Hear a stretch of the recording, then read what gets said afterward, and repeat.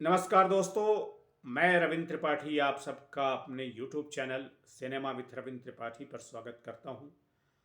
आपसे अनुरोध है कि मेरे इस YouTube चैनल को सब्सक्राइब करें, लाइक करें और इस पर अपने कमेंट भी लिखें। दोस्तों, खाकी the Bihar chapter web series की चर्चा काफ़ी हो रही है। मैं भी इस पर 2 वीडियो कर चुका हूं, आज तीसरा करने जा रहा हूं और उसकी वजह यह है कि इसकी चर्चा अखबारों से लेकर टीवी चैनलों तक काफ़ी हो रही है और नए नए तथ्य सामने आ रहे हैं। जिस दिन ये वेब सीरीज़ रिलीज हुई थी उस दिन मैंने एक वीडियो किया था। उस दिन तक ये साफ साफ नहीं था कि ये वेब सीरीज़ किस अपराधी के इर्द गिर्द रचा गया है या बुना गया है।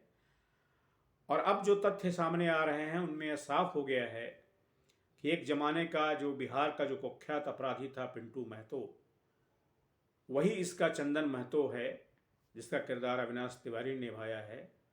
तो चंदन महतो नाम बदल दिया गया है, पर पिंटू महतो एक ज़माने में अशोक महतो गैंग का कुख्यात अपराधी था।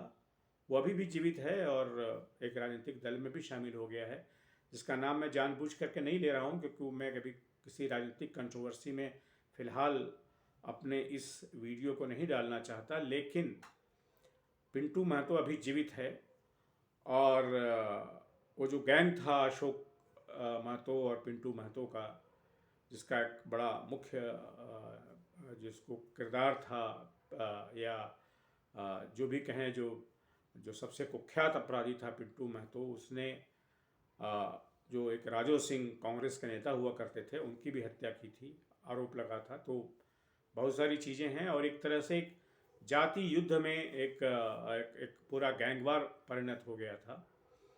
तो मैं ये पिंटू महतो वाली बात आपको बताना चाहता था।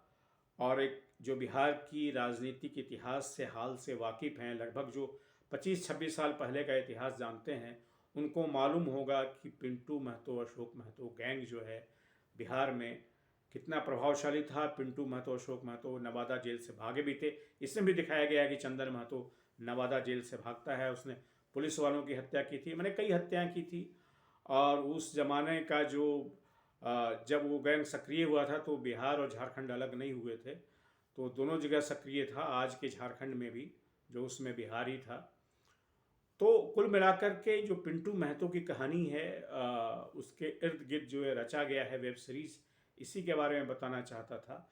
लेकिन मैं एक और बात आपसे कहना चाहता हूँ और वो ये कि वेब सीरीज़ में हमारे यहाँ जो जिसको सोशल रियलिटी हैं वो बेहतर ढंग से आ रहा है फिल्मों की तुलना में।